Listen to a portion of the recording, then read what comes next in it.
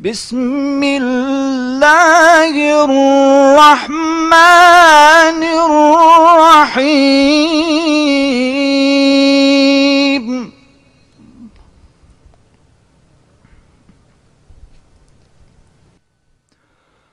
وإذا سألك عبادي عني فإني قريب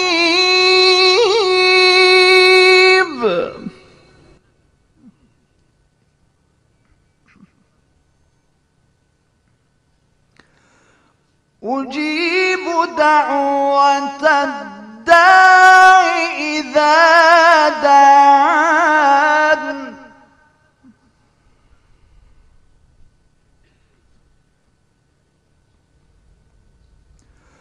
فليستجيبوا لي وليؤمنوا بي لعلهم يرشدون.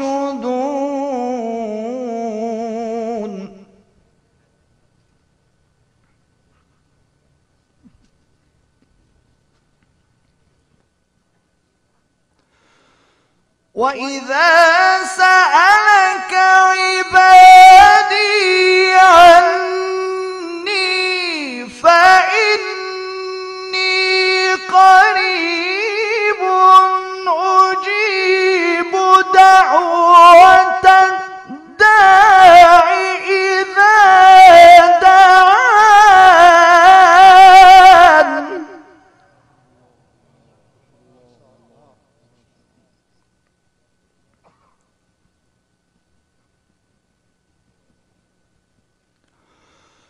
أجيب دعوة الداع إذا دعاني فليستجيبوا لي وليؤمنوا بي لعلهم يرشدون.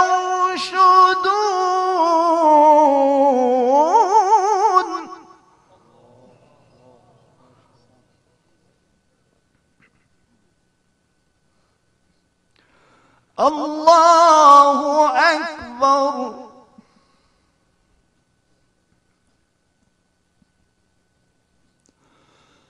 الله أكبر ولله الحمد. بسم الله الرحمن الرحيم. إنا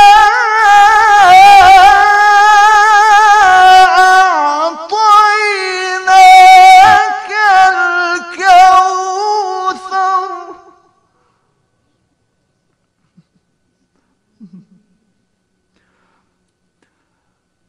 فصل لربك وانحر.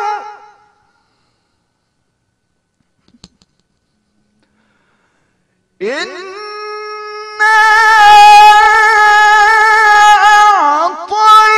أعطيناك الكوثر فصل لربك وانحر. إن شانئك هو الأبتر. فصل لربك وانحر. إن شانئك هو الأبتر. صدق الله العلي العظيم. بسم الله الرحمن الرحيم. اللهم إني أسألك برحمتك التي وسعت كل شيء وبقوتك التي قهرت بها كل وخضع لها كل شيء وذل لها كل شيء وبجبروتك التي غلبت بها كل شيء وبعزتك التي لا يقوم لها شيء وبعظمتك التي ملأت كل شيء وبسلطانك الذي على كل شيء وبوجهك الباغي بعد فناء كل شيء وبأسمائك التي ملأت أركان كل شيء وبعلمك الذي أحاط بكل شيء وبنور وجهك الذي أضاء له كل شيء يا نور يا قدوس يا نور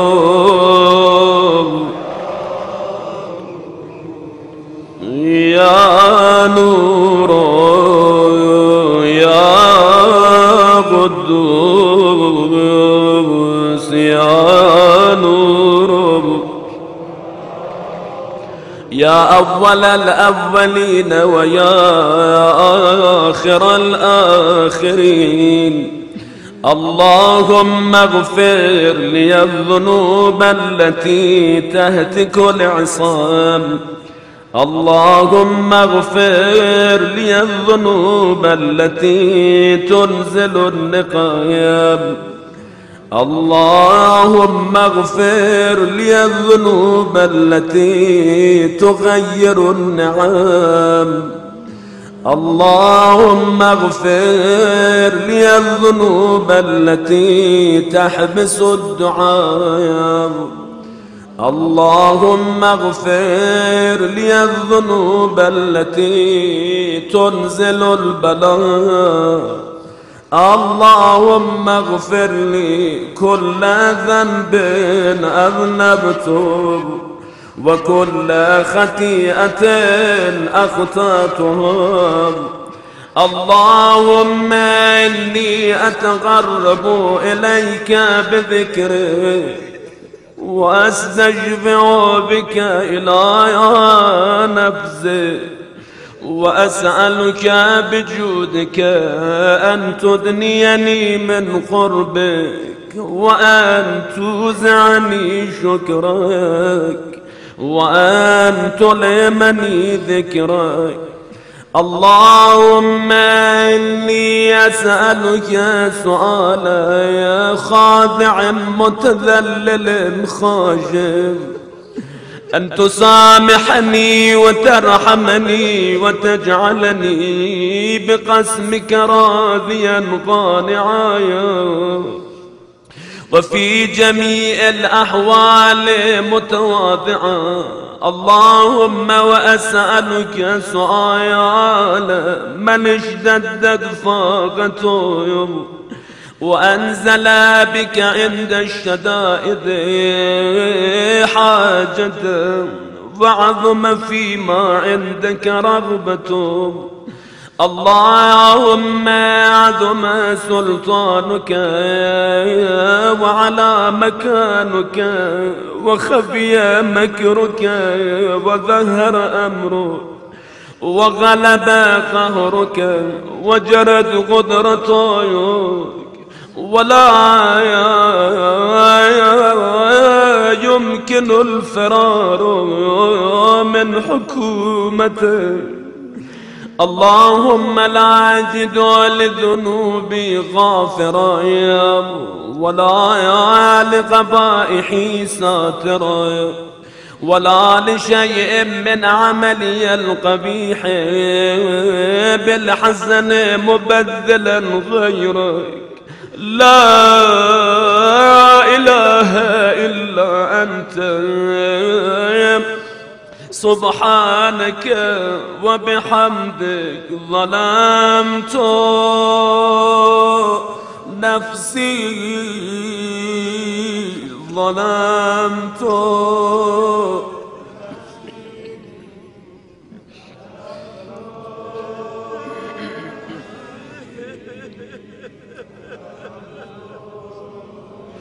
وتجرأت بجهلي وسكنت إلى قديم ذكرك لي ومنك علي.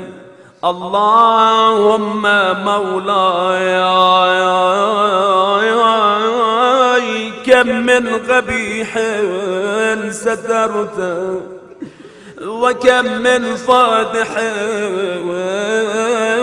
من البلاء أقلت وكم من عثار وقيت وكم من مكروه دفعت وكم من ثناء جميل لست أهلا له نشرت.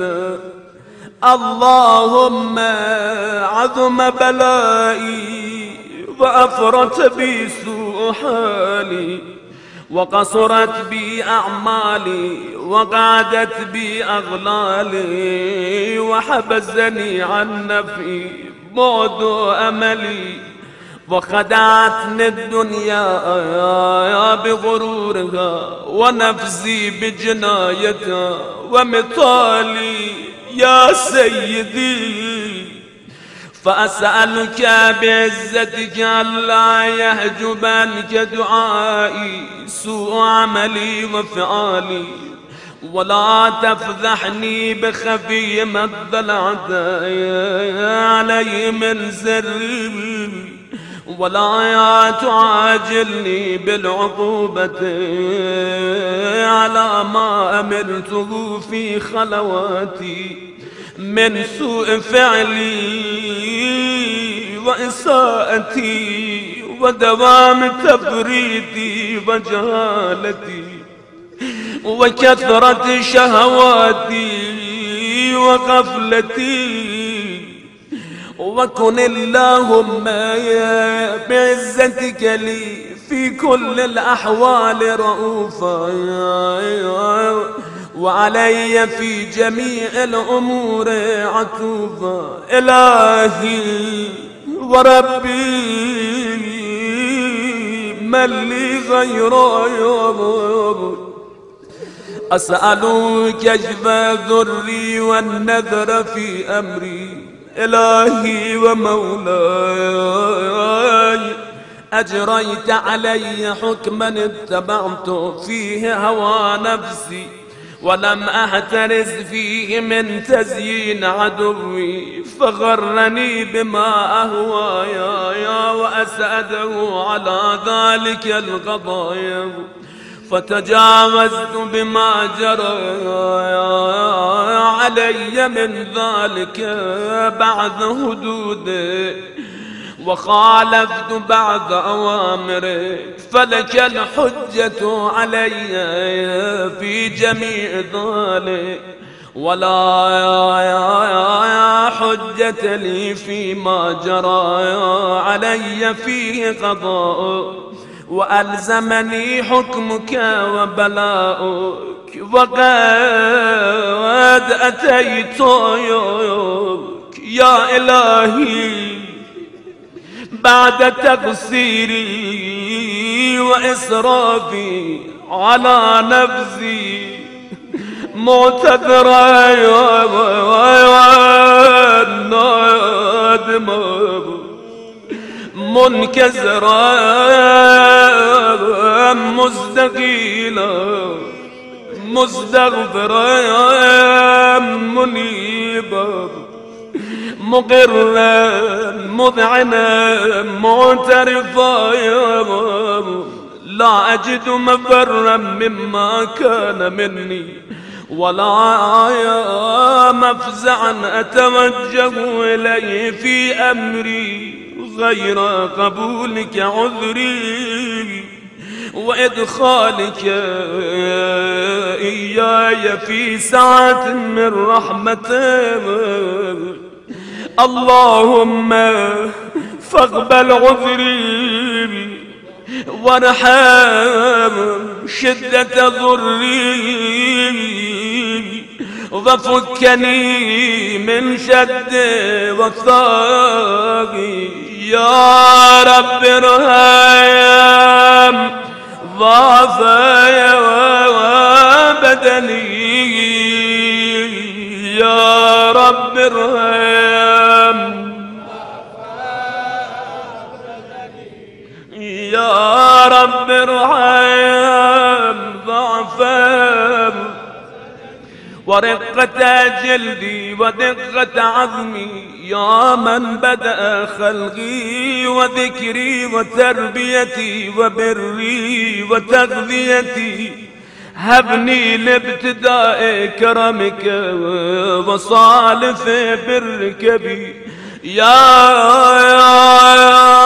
إلهي وسيدي وربي، أتراك معذبي بنارك بعد توحيدك وبعد ما انطوى عليه قلبي من معرفتك ولهج به لساني من ذكرك واعتقده ضميري من حبك وبعد صدق اعترافي ودعائي خاضعا لربوبيته.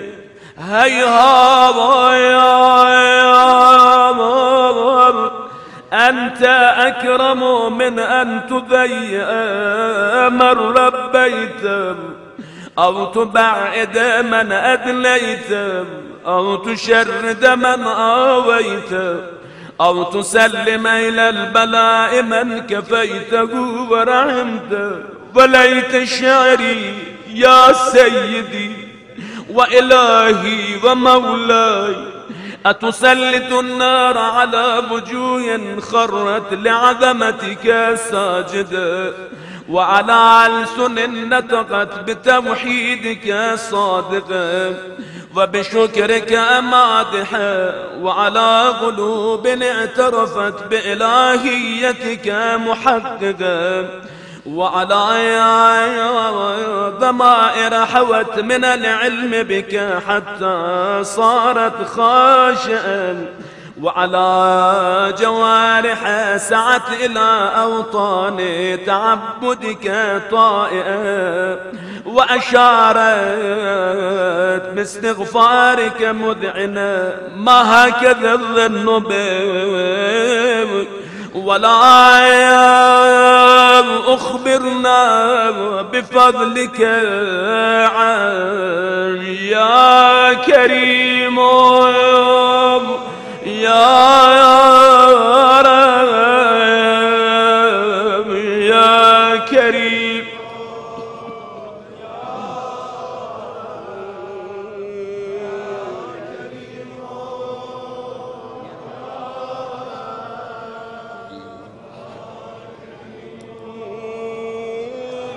وأنت تعلم ضعفي عن قليل من بلاء الدنيا وعقوباتها وما يجري فيها من المكاره على أهلها، على أن ذلك بلاء ومكروه قليل مكثور يسير بقاء قصير مدته.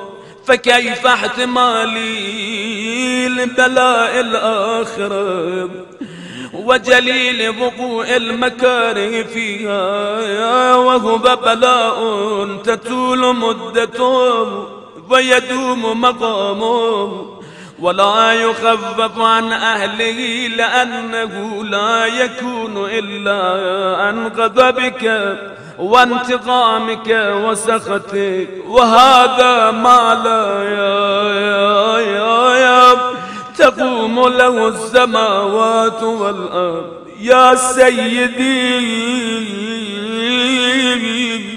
فكيف لي وأنا عبدك الضعيف الذليل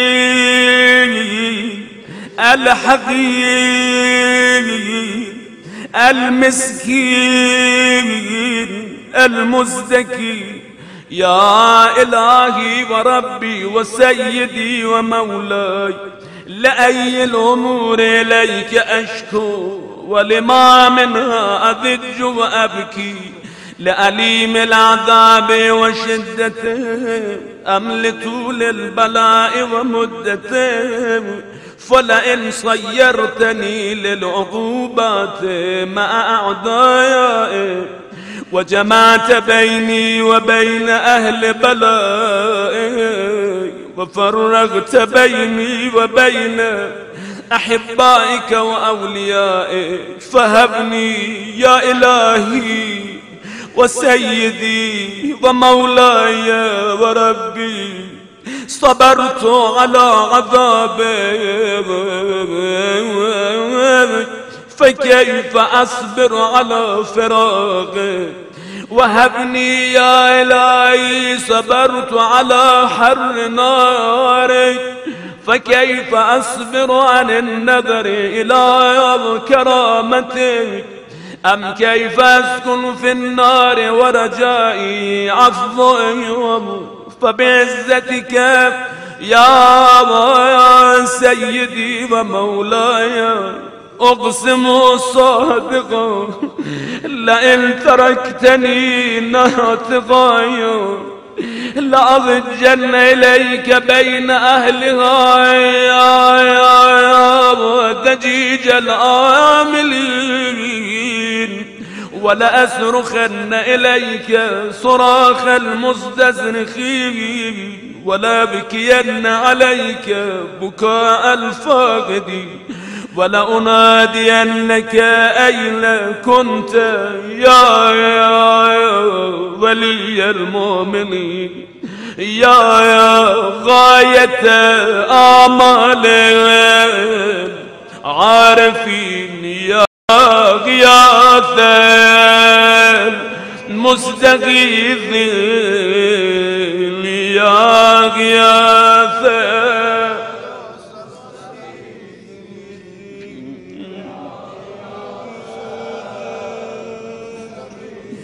يا حبيب قلوب الصادقين، ويا إله العالمين. أفتراك سبحانك يا إلهي وبحمدك تسمع فيها صوت عبد مسلم سجن فيها بمخالفته، وذاق طعم عذابها بمعصيته، ووبس بين أطباقها بجرمه وجريرته، وهو يذج إليك ذجيج مؤمل لرحمتك، ويناديك بلسان أهل توحيدك، ويتوسل إليك بربوبيته. يا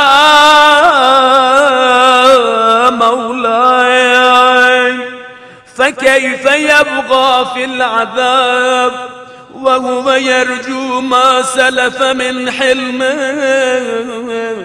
أم كيف تعلمه النار وهو يامل فضلك ورحمتك؟ أم كيف يهرقه لهيبها وأنت تسمع صوته وترى مكانه؟ أم كيف يشتمل عليه زفيرها وأنت تعلم ضعفه؟ أم كيف يتغلغل بين أطباقها وأنت تعلم صدقه؟ أم كيف تزجره زبانيتها وهو يناديك يا رب؟ أم كيف يرجو فضلك في عتقه منها فتتركه فيها؟ هيهات ما ذلك الظن بك ولا المعروف من فضلك، ولا مشبه لما عاملت به الموحدين من برك وإحسانك. فباليقين أقطع لولا ما حكمت به من تعذيب جاحديك، وقضيت به من إخلاد معانديك، لجعلت النار كلها يا بردا وسلاما، وما كانت لأحد فيها يا مقرا ولا مقاما. لكنك تقدست أسماؤك، أقسمت أن تملأها من الكافرين من الجنة والناس أجمعين، وأن تخلد فيها المعاندين، وأنت جل ثناؤك قلت مبتدئا وتدولت بالإنعام متكرما. أفمن كان مؤمنا كمن كان فاسقا لا يزدمون. إلهي وسيدي، فأسألك بالقدرة التي قدرتها، وبالغذية التي هتمتها وهكمتها وغلبت من عليها أجريتها يا رب، أن تهب لي في هذه الليلة وفي هذه الساعة كل جرم أجرمته، وكل ذنب أذنبته، وكل قبيح أسررته، وكل جهل عملته، كتمته أو أعلنته، أخفيته أو أظهرته، وكل سيئة أمرت بإثبات الكرام الكاتبين الذين وكلتهم بحفظ ما يكون مني، وجعلتهم شهودا علي مع جواري، وكنت أنت الرقيب علي من ورائهم والشاهد لما خفي عنهم، وبرحمتك أخفيت وبفضلك سترت، وأن توفر حظي من كل خير أنزلت أو إحسان فضلت أو بر نشرت أو رزق بسطت أو ذنب تغفر أو خطأ تزدر يا رب يا رب يا رب يا رب.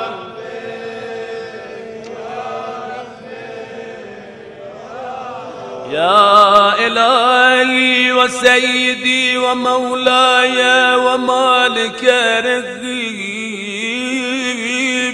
يا من بيده ناصيتي، يا عليما بذري ومسكنتي، يا خبيرا بفقري وفاقتي، يا رب يا رب يا رب يا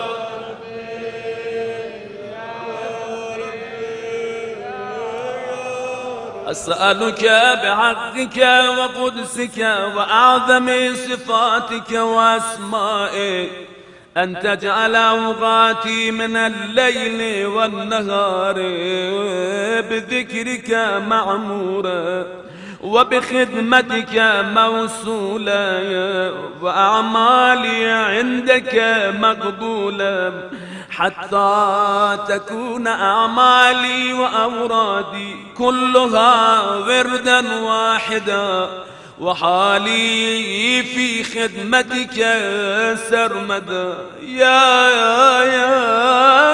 سيدي يا من عليه معولي يا من إليه شكوت أحوالي يا ربي يا ربي يا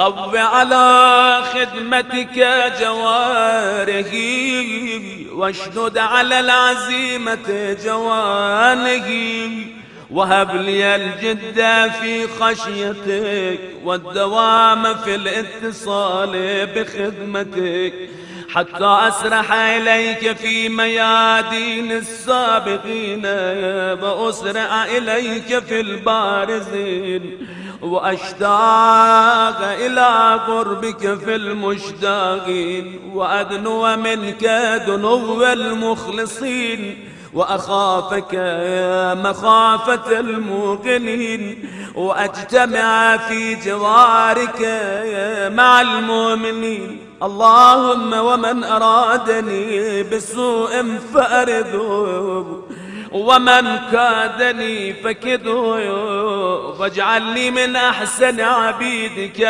نسيبا عندك وأغرب منزلة من وأخصم زلفة لديك فإنه لا ينال ذلك إلا بفضلك وجد لي بجودك واعتب علي بمجدك واحفظني برحمتك واجعل لساني بذكرك لهجا وقلبي بحبك متيما ومن علي بحسن إجابتك وأغلني عثرتي واغفر زلتي فإنك قضيت على عبادك بعبادتك وأمرتهم بدعائك وضمنت لهم الإجابة فإليك يا رب نسبت وجهي وإليك يا رب مددت يدي فبعزتك استجب لي دعائي وبلغني منامي ولا تقطع من فضلك ورجائي واكفني شر الجن والإنس من أعدائي يا سريع الرضا يا سريع يا سريع الرضا يا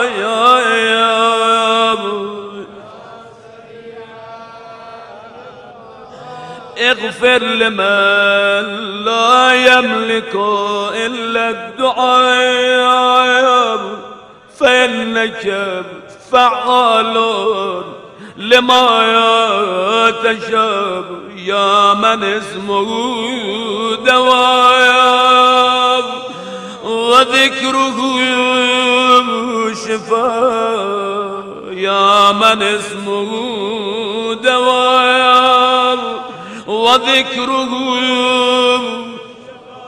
وطاعته غنى ارحم من راس ماله الرجاء وسلاهه البكاء يا سابغ النعم يا دافع النغام يا نور المستوحشين في الظلام يا عالما لا يعلم صل على محمد وآل محمد وافعل بما أنت أهله وصلى الله على رسوله والأئمة الميامين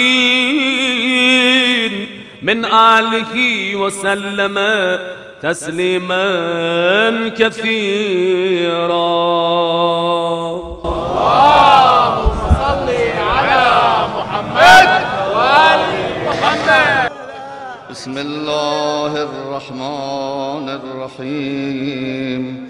أمن يجيب المضطر إذا دعاه ويكشف السوء. أمن يجيب المضطر إذا دعاه ويكشف السوء. أمن يجيب المضطر إذا دعاه ويكشف السوء. أمن يجيب المضطر إذا دعاه ويكشف السوء. أمن يجيب المضطر إذا دعاه ويكشف السوء. اللهم إنا نسألك وندعوك باسمك العظيم الأعظم الأعز الأجل الأكرم. يا الله يا الله يا الله يا الله يا الله يا الله يا رحمن يا رحيم يا مقلب القلوب ثبت قلوبنا على دينك. اللهم فاستجب دعواتنا ولا تخيب آمالنا. اللهم عجل لوليك الفرج واجعلنا من أعوانه وأنصاره. اللهم اجعل عواقب أمورنا خيرا ولا تسلط علينا من لا يرحمنا. اللهم اغفر لنا ذنوبنا. اللهم اغفر لنا ولوالدينا ولمن وجب حقه علينا ولمن وصانا بالدعاء. وعجل اللهم في فرج مولانا صاحب الزمان.